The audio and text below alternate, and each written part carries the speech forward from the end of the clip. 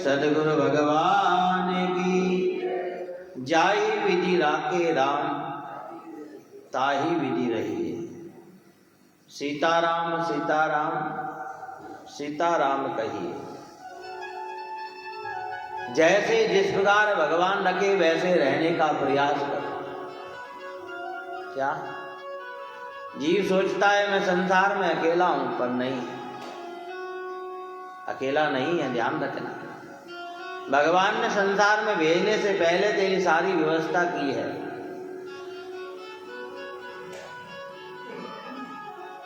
क्या नहीं दिया उसने?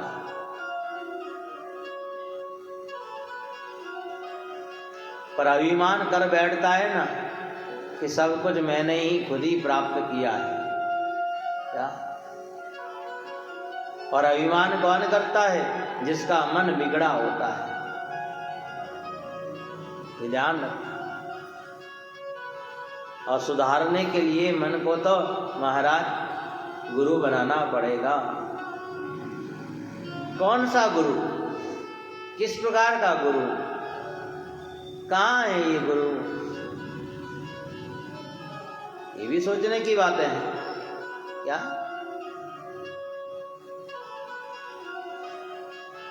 जो अंत समय हमें संसार से पार उतार दे।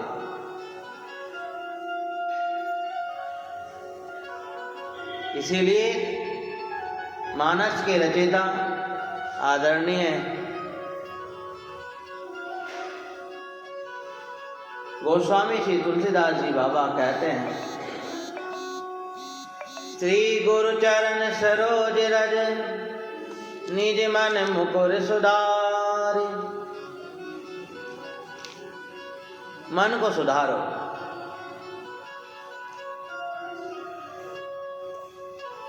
पर मन सुधरेगा तो हम भगवान के चरित्र का वर्णन कर पाएंगे। क्योंकि सुधरे हुए मन में हमेशा आनंद होता है, खिन्न भाव नहीं रहता। ध्यान रखना। अगर मन के अंदर खिन्न भावना आ रही है, क्रोध आ रहा है, किसी के लिए बुराई प्रकट हो रही है, किसी के लिए ईर्ष्या प्रकट हो रही है, किसी की निंदा स्तुति करने का विचार आ रहा है, तो समझना हमारा मन, बोलो, सुधरा हुआ। बोलो बोलो राम है क्या? है? कितनी सिंपल बात है, कितने साधारण शब्दों में समझाया है। तो फिर सुधरा हुआ मन चाहिए।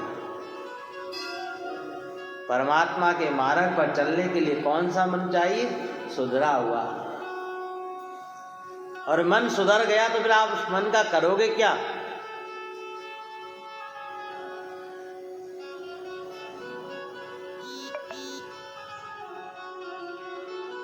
इसलिए गुरु महाराज कहते हैं कि सुधरा हुआ मन, एक एक नस के अंदर वो तरंग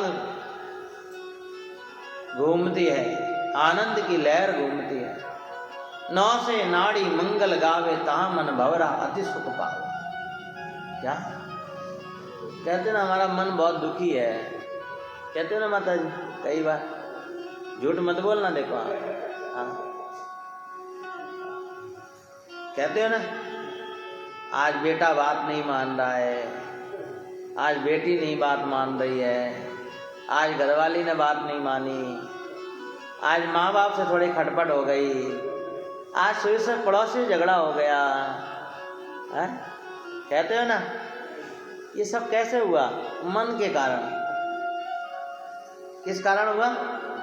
बोलो राम है? और जब मन के कारण हुआ है तो इसका मतलब हमारा मन कहीं ना कहीं गड़बड़ है। हाँ, क्या कभी कथा में सुना कि गोपियां किसी से लड़ी हैं? बताओ, कभी सुना यशोदा मैया किसी से लड़ी? बताओ, कभी सुना क्या है? कभी सुना कि रामचंद्र जी महाराज किसी से लड़े हैं? बताओ। जिनका मन वास्तव में ही भक्ति में लगा होगा, भक्ति रस में डूबा होगा, वो व्यक्ति कभी लड़ता नहीं है, झगड़ता नहीं है।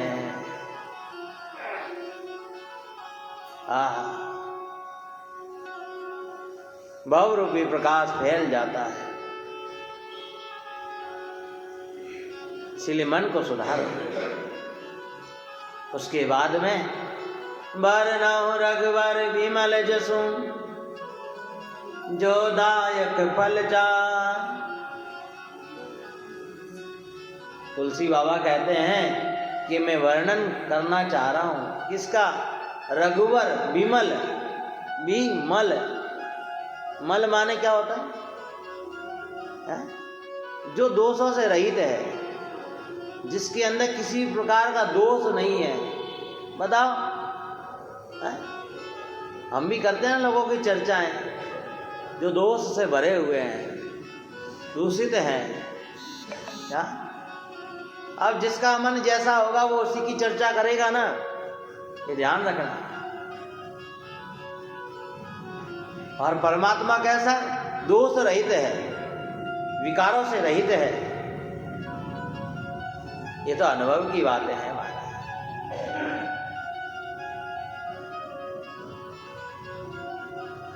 इसीलिए पहले आप अपने मन को दोष रहित करो। ऐसे परमात्मा का चरित्र वर्णन करना चाह रहा हूं। कौन सा राम? एक राम दशरथ कर बैठा, एक राम घट घट में लेटा, एक राम है जगत पसारा, एक राम है जग से न्यारा।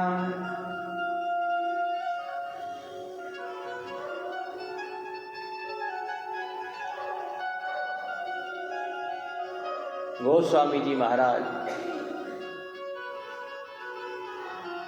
मानस के माध्यम से वर्णन करते हैं कि हम ऐसे परमात्मा के नाम का सुमरण करते हैं जो सबसे अलग है, निर्विकार है, जिसमें किसी प्रकार का दोष नहीं है। तब जाकर के कहीं हमें परमात्मा का वो चरित्र वर्णन करने में आता है। और भगवान का चरित्र वर्णन करने से, सुनने से हमें क्या प्राप्त होगा? जो दायक फल चार, चार फलों की प्राप्ति। कौन कौन सी है? धर्म, अर्थ, काम, मोक्ष, चार फल हैं। परंतु गुरुवाणी तो कहती है महाराज कि चार पदार्थ मना विसारू। मुझे चारों पदार्थ नहीं चाहिए। क्या? जो निष्काम भाव की भक्ति करता है ना, निष्काम भाव से भगवान को भजता है ना, उसे ये चारों फल नहीं चाहिए।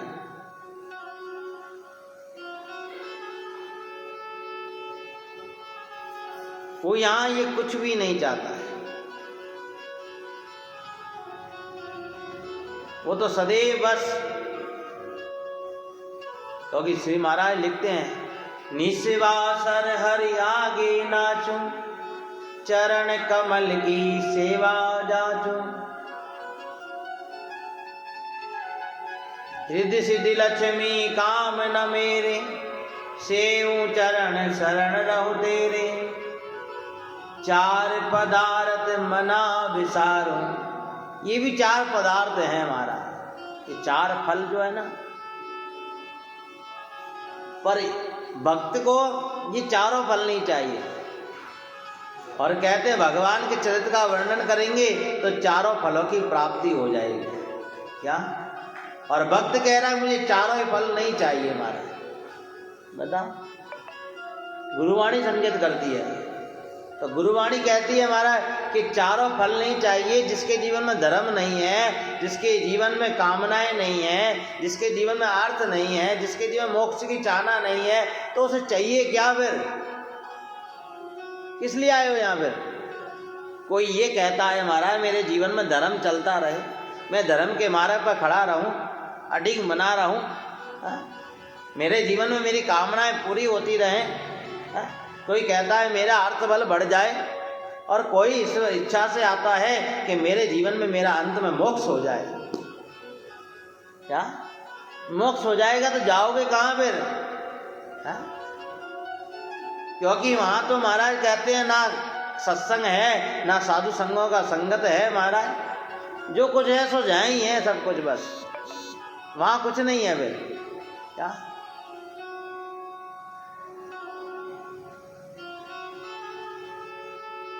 और जब वहां कुछ नहीं है तो हमारा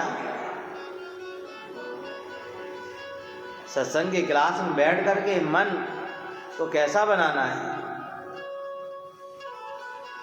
गुरुवाणी कहती है सत्संगत शीतल करे, तीन ताप हर ले, राम चरण ये संत जन, अमृत बरसे में। अमृत रूपी वर्षा होती है। कैसी होती है? अमृत रूपी, पर मेघ की तरह। कई बार कहते हैं ना अरे आज तो मेघ बहुत जोर की बरसेगा। हाँ हमारा क्या, पर हमारा करें क्या? वर्षा तो होती है, पर हमारा शिष्य होंगे तो भीग पाएंगे ना। क्या नुगरा व्यक्ति कभी भीगता है क्या? बताओ।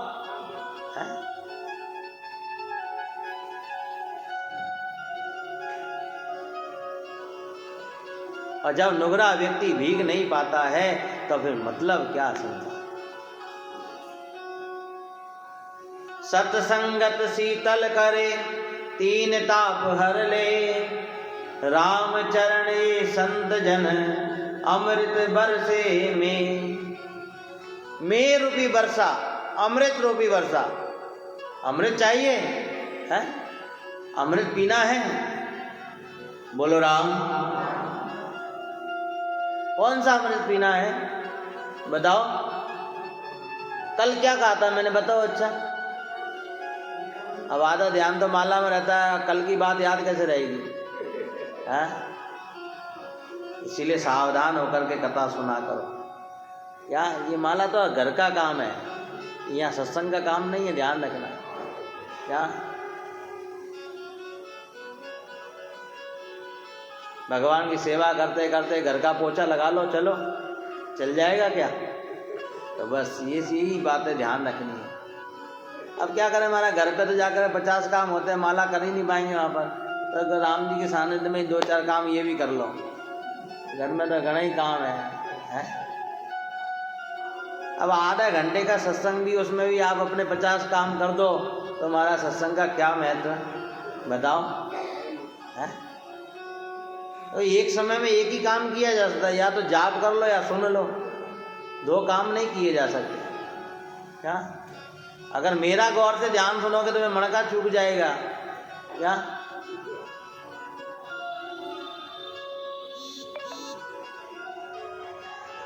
और सत्संग में बैठ करके जब शीतलता हमें प्राप्त हो रही है, सत्संग में आकर के बैठ ही गए, तब गुरु महाराज कहते हैं सत्संगत शीतल करे, दीन ताप हर ले, राम चरण ये संत जन, अमृत बरसे में। श्री राम जय राम जय जय राम, श्री राम जय जय राम। बोलो श्री राम।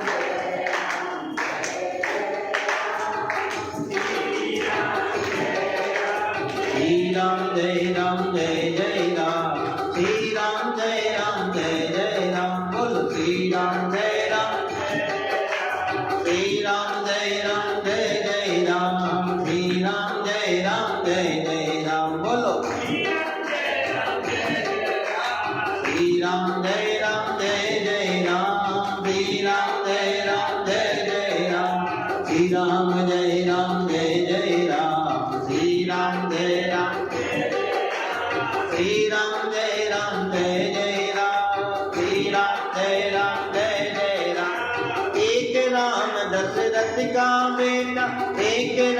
दशरथ का बेटा, एक राम घट घट में लेटा, एक राम घट घट में लेटा, एक राम है जगत पधारा, एक राम है जगत पधारा, एक राम है जग से न्यारा, एक राम है जग से न्यारा। श्री राम जय राम जय जय राम, श्री राम जय राम जय जय राम। बोलो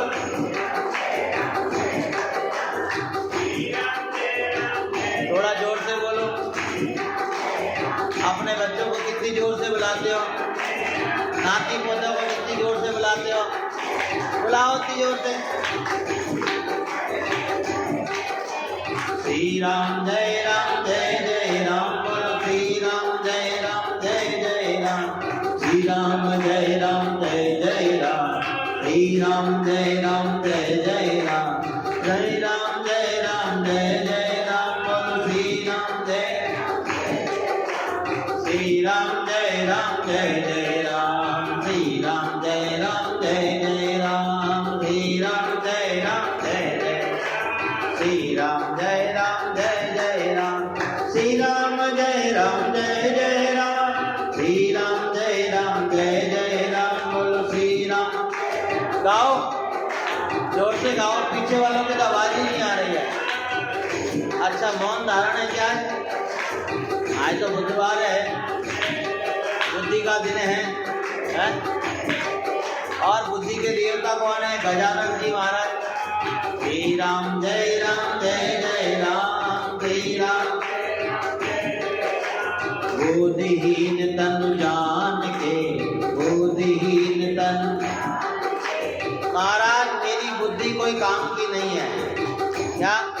तो कहो श्री राम जय राम, श्री राम जय राम। भगवान का चरित्र नहीं पढ़ सकते महाराज, बुद्धि काम नहीं करती है, तो भगवान का नाम गाओ। श्री राम जय राम बोलो, श्री राम जय राम, श्री राम जय राम जय राम, श्री राम जय राम जय राम। जय रघुनंदन जय सिया राम, जय रघुनंदन जय सिया राम, जानकी वल्लभ जय सिया राम, जानकी वल्लभ जय सिया राम। श्री राम जय राम बोलो, श्री राम, श्री राम जय राम बोलो, श्री राम जय राम जय राम, श्री राम जय राम, श्री राम जय राम जय राम, श्री राम जय राम जय राम, श्री राम जय राम जय राम, श्री बोलिए राम जी महाराज की, सद्गुरु भगवान की। गोसाई जी कहते हैं कि वरनौ रघुवर विमल जसु जो दायक फल चार। पर गुरुवाणी कहती है भक्तों को चार फल की भी चाहना नहीं है महाराज, ये ध्यान रखना। चार पदार्थ मना विसारो, सुधरा हुआ मन इन चार पदार्थों को भी नहीं चाहता है। उत्तम क्वालिटी का मन देखो क्या, क्योंकि धर्म पर चलने वाले कई धर्म के ठेकेदार हमारा धर्म को ही बिगाड़ देते हैं, ये भी ध्यान रखना क्या। कई ठेकेदार बन जाते हैं, फिर बीच में एजेंट बना लेते हैं, फिर उससे धर्म का ठेका चलता है क्या। इसीलिए उत्तम क्वालिटी का सुधरा हुआ मन किसका है? ये क्या है? ये भी एजेंट बना, एक ठेकेदार बन गए हम धर्म के क्या। और गोसाई जी महाराज उसको भी फटकारते हैं और कहते हैं ठेकेदार मत बन ज्यादा क्या। फिर धर्म का ठेकेदार बना, फिर थोड़ा अर्थ इकट्ठा किया अर्थ से, फिर कामनाएं पूरी करी, फिर सोचता है अब मेरे ठाकुर जी मेरे मोक्ष भी कर देंगे हमारा। अरे भले मानस है महाराज। इसीलिए स्वामी जी महाराज ने कहा चार पदार्थ मना विसार। भक्ति बिना उत्तम क्वालिटी का मन किसका है? सुधरा हुआ मन किसका है? जिसके मन में केवल भक्ति है क्या।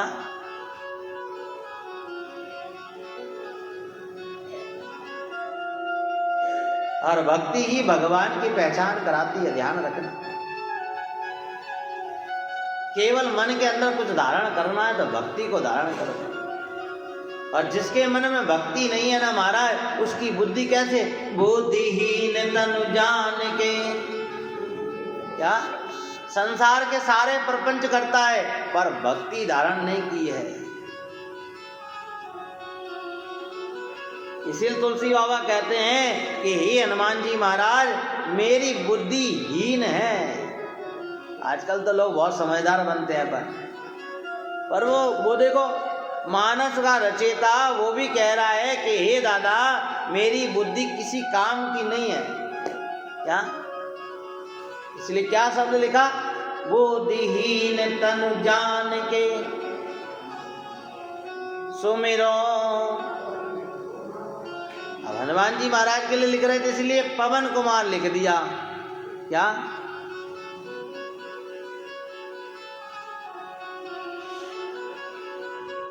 इसलिए सुमिरो, बार बार सुमिरो। अगर बुद्धि को अच्छी करना है, और जब तक बुद्धि बिगड़ी हुई होगी ना, तब तक हानि ही हानि है, ध्यान रखना। अगर आपकी बुद्धि संसार के प्रपंच में जाती है तो समझना हानि ही हानि है। क्या? भागवत में एक बहुत अच्छा प्रसंग आता है, ये बुद्धि का शब्द सुन करके। क्या? बुद्धि कब बिगड़ती है? जब अर्थ की तरफ जाती है।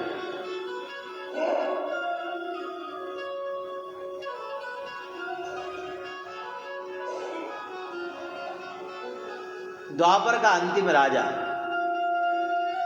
द्वापर का अंतिम राजा, जिसका नाम है परीक्षित। हम सब कौन हैं? हैं? हम सब कौन हैं? जो परीक्षित कौन? जो पहचान करने बैठा है, जानने बैठा है, परीक्षण करने बैठा है। किसका? गोविंद का। है? बनो परीक्षित, ढूंढो उस परमात्मा को। कभी ना कभी तो मिलेगा वो परमात्मा, कहीं ना कहीं तो मिलेगा। इसीलिए परीक्षित बन करके देखो।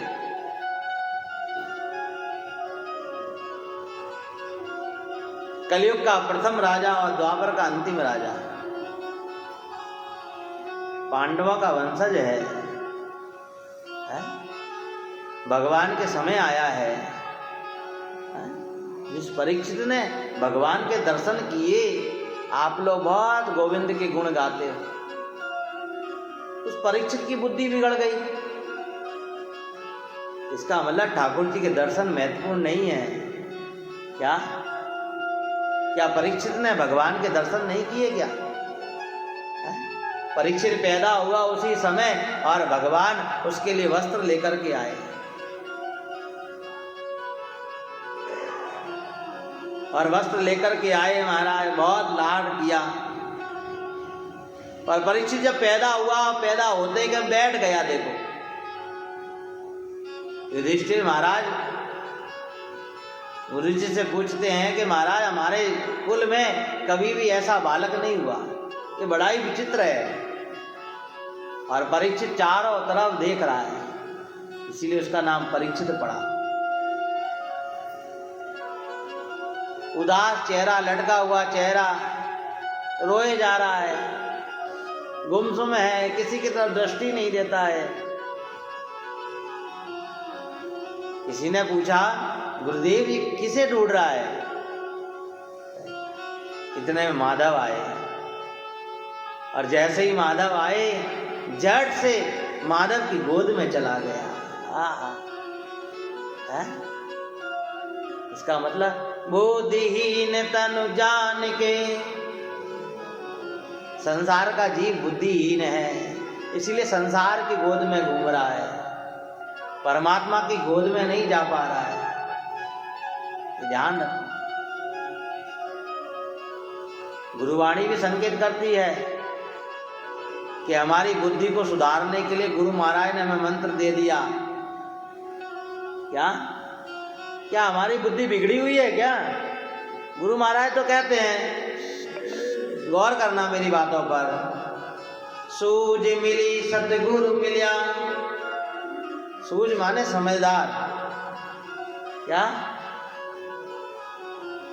क्या ये गुरुद्वारा हमें मिलता क्या? समझदार नहीं होते तो हम क्या? समझदार होने के बावजूद भी ना समझी दिखाएं तो हम,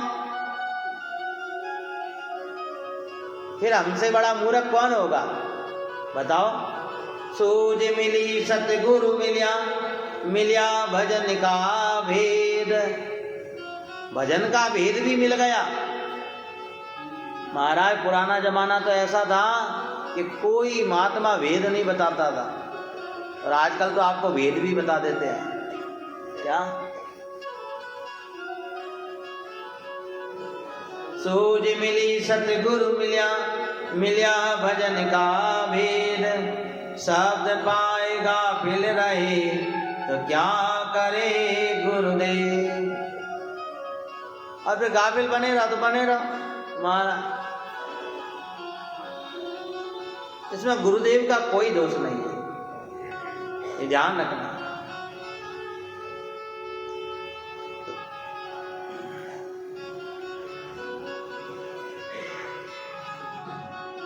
अगर पार करने का मंत्र मिल गया है, बुद्धि को सुधारने का मंत्र मिल गया है, तो आप अपने आप को पार करने का प्रयास करें।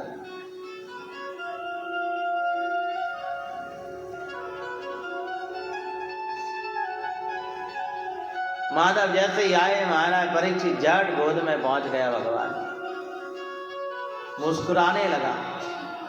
जिसका चेहरा उदास है, परंतु देखो केवल भगवान की गोद प्राप्त करना, भगवान के दर्शन करना, भगवान के समीप बने रहना, इसका मतलब ये नहीं है कि हमारी बुद्धि अच्छी बनी रहेगी। बुद्धि बिगड़ भी जाती है, और जब बुद्धि बिगड़ती है ना तो विनाश आता है। इसीलिए तुलसी बाबा कहते हैं कि मैं आपको याद इसीलिए कर रहा हूं कि मेरी बुद्धि को सही करो। क्या परीक्षित बड़ा हुआ, बड़ा जब हुआ महाराज, कलयुग का प्रभाव पड़ा। कलयुग आया देखो, और कलयुग जब आया चरणों से आकर के सीधा सिर पे आकर के बैठ गया। क्या परमात्मा से ओझल होगे तो परपंच में जाओगे ही जाओगे। इसीलिए परमात्मा से परीक्षित ओझल हुआ और कहाँ पहुंचा? धर्म के मार्ग पर चलते चलते मन में कामना हो गई कि देखे तो आज हमारे खजाने में क्या अर्थ रखा है।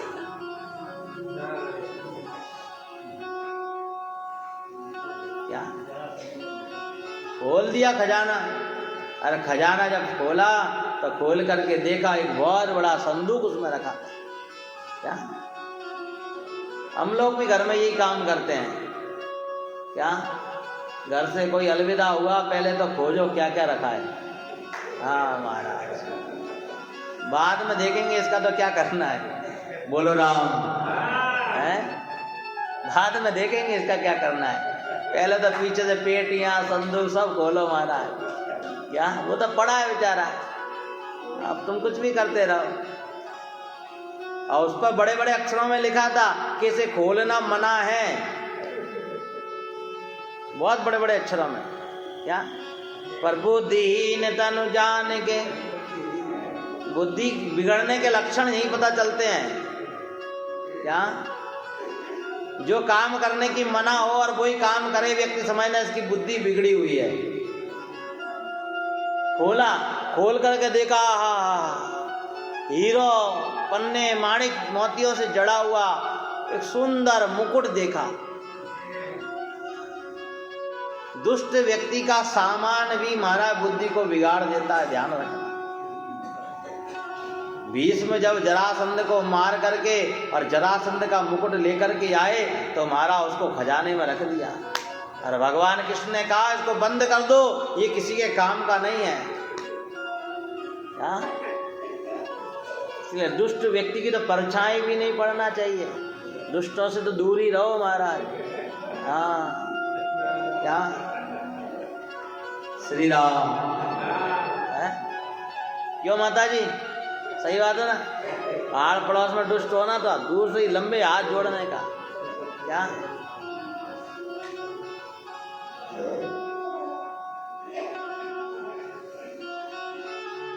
और सिर पे धारण करके महाराज सीधा ही आकेट खेलने जंगल में पहुंचा। और देखो आज परीक्षित आकर के उसमें बैठा है, कलयुग आकर के उसमें बैठा है। और देखो संतों के आश्रम में जाकर संतों का अपमान कर बैठा। क्या? बुद्धि बिगड़ी हुई थी ना, तो कहाँ जाकर के संतों के आश्रम में पहुंच गए और उनका अपमान कर बैठा। अपमान करने से क्या हुआ महाराज? हानि हो गई है। जो संसार की गाड़ी अच्छी चल रही थी और वो बिगड़ गई महाराज। इसीलिए सबसे पंगा लेना। क्या? कृपया करके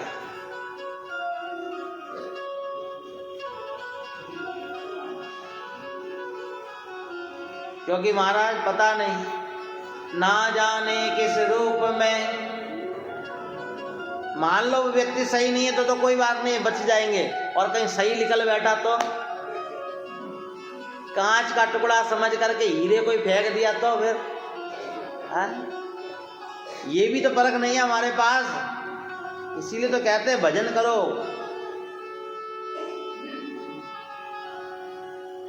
इसीलिए तुलसी बाबा कह रहे हैं सुमिरो पवन कुमार। सुमिरो कब तक सुमिरो? जब तक मर नहीं जाओ। सुमरो, सुमरो, सु माने अच्छा, और अपने मरण को सुधार लो, उसे कहते हैं सुमिरण। क्या? ये ध्यान रखना। कब तक माला करे महाराज? हाथ दर्द करने लगा महाराज। है काय की माला करनी? सुमिरण करना है, मन से करो कि मरण सुधर जाए। सुमरु। परीक्षित को श्राप लगा 7 दिन में मरेगा महाराज। बस घर जाकर के वापस उस मुकुट को उतारा। उतारते के मन को भाव बदले महाराज। अरे अरे अरे अरे, आज ये मुझसे क्या हो गया? मेरी बुद्धि बिगड़ गई। भगवान दीनानाथ को याद, बुद्धिहीन तनु जान के, अरे आज मुझसे ये क्या हो गया? मैंने तपस्वी नाम लियारी महात्माओं को उल्टा सीधा बोल दिया।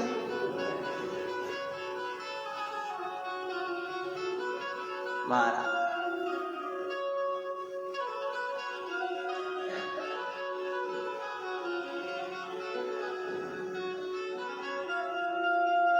उन महात्मा को पता चला। महात्मा ने संकेत कराया कि राजन, तेरी आयु अब अल्प रह गई है, आओ तू जाने की तैयारी कर ले। जाना सबको है, ध्यान रखना है। जिंदगी एक किराए का घर है, जिंदगी एक किराए का घर है, एक ना एक दिन निकलना पड़ेगा। परीक्षित ने तत्काल राजपाट त्यागा और बिगड़ गई थी ना जो बुद्धि, उसको सुमिरन से सुधारा। गंगा नदी के किनारे पर बैठ करके मारा, क्या सारा वैभव को त्याग दिया। सुमिरन महाराज कहाँ होता है? एकांत में होता है, ध्यान रखना। तभी तो मैं आप लोगों को कहता हूं ये सुमिरन नहीं है। क्या राजा परीक्षित ने कभी राजपाट चलाते चलाते सुमिरन नहीं किया। आज सुमिरन करने बैठा है गंगा घाट पर, क्योंकि मरण नजदीक आ गया ना है। मरने वाला है ना, और जब मरना होता है ना हमारा, जब मरण नजदीक आ जाता है ना, फिर सुमरण भी नहीं होता, ध्यान रखना। फिर तो आज मरा, कल मरा, परसों मरा, मारा, फिर वो मेरा प्रभु भी मुझे याद नहीं आता। इतना उदास हो गया, इतना उदास हो गया महाराज। अब तो हजारों महात्माओं को पता चला कि महाराज राजा परीक्षित राजपाट छोड़ करके और गंगा नदी के किनारे आकर के बैठ गए। इसीलिए परीक्षित जो राजा था और महाराज त्याग करके आया है राज वैभव को, इसीलिए नाम पड़ गया राजऋषि। क्या राजपाट को छोड़ करके आया ना और ऋषि बना है, इसीलिए राजऋषि नाम पड़ा।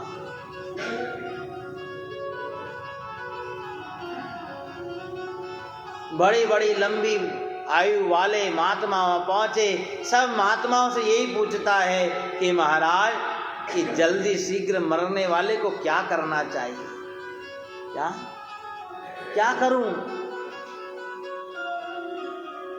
आप लोग कहेंगे महाराज कल कोई कह रहा था महाराज मुझे कि महाराज युवा अवस्था में कोई कथा कीर्तन सुनी जाती है क्या? ये तो बुढ़ापे का काम है, बुढ़ापा आएगा तब भजन करेंगे, तब कथाओं में जाएंगे। अरे महाराज बुढ़ापों में ना कथा पल्ले पड़ती है ना भजन होता है। हाँ, क्या कुछ पल्ले नहीं पड़ता? बताओ 4 दिन पहले मैंने क्या कहा था? कुछ पल्ले पड़ा? ठन ठन गोपाल। क्या जब कुछ पल्ले ही नहीं पड़ा तो महाराज किस लिए आए हम यहाँ? बैंक में रोज चक्कर लगाओ और वो बैंक वाला पैसे नहीं दे महाराज, तो फिर वहां चक्कर लगाए फायदा क्या है? इसीलिए देखो आज परीक्षित सबसे यही पूछता है, परंतु किसी ने कोई भी उत्तम जवाब नहीं दिया। और गलती की है तो हमारा उसे तो भोगना ही पड़ेगा, ध्यान रखना। भुगते छुटकारा नहीं है। भले ही सब कुछ त्याग दिया, सब कुछ छोड़ करके मन को एकाग्र कर लिया, गंगा घाट पर भी आकर के बैठ गए, परंतु संतों के सानिध्य भी प्राप्त कर लिया, पर जो कर्म किया है उसे तो भोगना ही पड़ेगा। क्या? इसलिए संतों के सानिध्य में आकर के बैठे, और संतों के सानिध्य में आकर के बैठे तो वहां पर कहा सत्संगत शीतल करे 3 ताप हर ले, राम चरण ये संत जन अमृत बरसे में।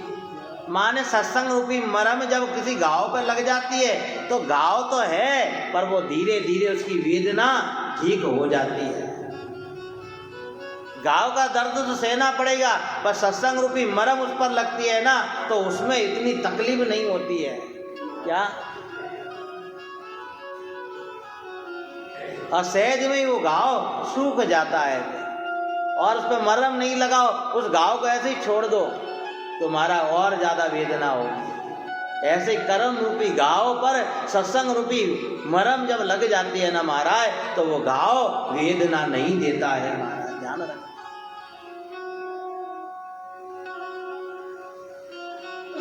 राजा परीक्षित कहता है बस एक ना एक दिन तो घर को खाली करना ही था। एक संत आए, उन्होंने कहा अरे परीक्षित, अभी तक जिस घर में तू रह रहा था ना वो घर तो किराए का था, क्या अब आया सही घाट पे तो क्या कभी उसका लाइट का बिल भरता, कभी नल का बिल भरता है, कभी टूट फूट का किराया देता, तो किराया तो दे रहे हो आप लोग, पर शमशान में जाकर कभी किराया दिया क्या? एक बार जाकर के बैठे महाराज, फिर किसी ने कोई बिल भेजा क्या कि भैया इतने दिन हो गए, लो ये बिल तो चुकाओ? बोलो क्या? फिर कोई बिल नहीं आता। इसका मतलब जिस घर में हम रह रहे हैं ना वो हमारा घर नहीं है, वो तो किराए का है, ये ध्यान है। भले ही रजिस्ट्री हमारे नाम है, पट्टा हमारे नाम है, पर उसका किराया आप भर रहे हो। इसीलिए बहुत सुंदर शब्दों में कहा, समय बहुत जल्दी संकेत कर देता है। हाँ, ये 10 बजे की बस पता नहीं कब जल्दी आ जाती है। हाँ बताओ। बहुत, आप सब लोग बहुत अच्छे हैं, सबके लिए मंगल कामना। तो थोड़ा बस को जल्दी पकड़ लिया करो क्या?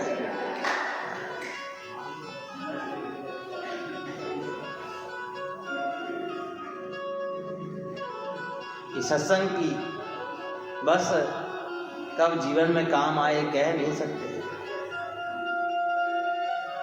ये बगीचा है, पता है क्या है ये बगीचा है, और हम सबका कर्तव्य है इस बगीचे को हरा भरा रखना। कई ऐसे ऐसे पंथ हैं जहाँ लोग एक दूसरे के पास जाकर के उन्हें इकट्ठा करने का प्रयास करते हैं क्या? तो आप भी इस बगीचे में एक दूसरे को इकट्ठा किया करें। पता नहीं आपके इकट्ठे करने से उसका कल्याण हो जाए तो आपका वैसे ही कल्याण हो जाएगा। बोलिए राम जी महाराज की। इसलिए क्या कहा, जिंदगी एक